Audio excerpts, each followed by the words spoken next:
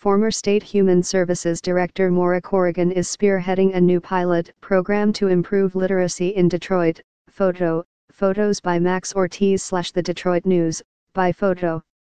So much attention is placed on Detroit students' test scores, which are consistently the worst in the nation in reading and math.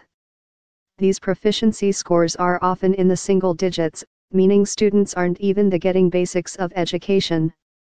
The dismal reading scores sparked a federal lawsuit, argued earlier this year, that students in Detroit are being denied their right of access to literacy.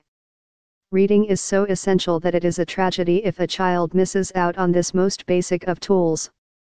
While much of the finger-pointing is directed to the schools, and a lot of blame should go there, and how they're funded, what's going on at home is often as important, if not more, to a child's development.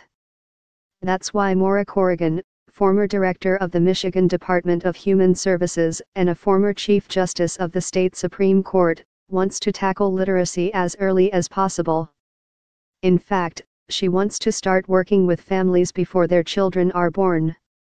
She says that during her time as a recent visiting fellow with the American Enterprise Institute, she learned a lot about brain science and child development.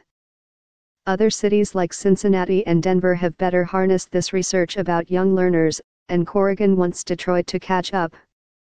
For middle-class families, reading to children is fairly common, but it isn't for poor families. And this leads to a significant gap in reading ability, putting children in poverty at a big disadvantage. So Corrigan has harnessed the help of a dozen partner organizations and is working with the Detroit Public Schools Community District's Munger Elementary Middle School.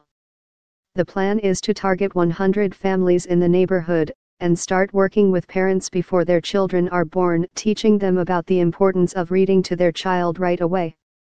Then the reading experts and other partners will continue assisting the students and school personnel. "I'm pumped," says Corrigan.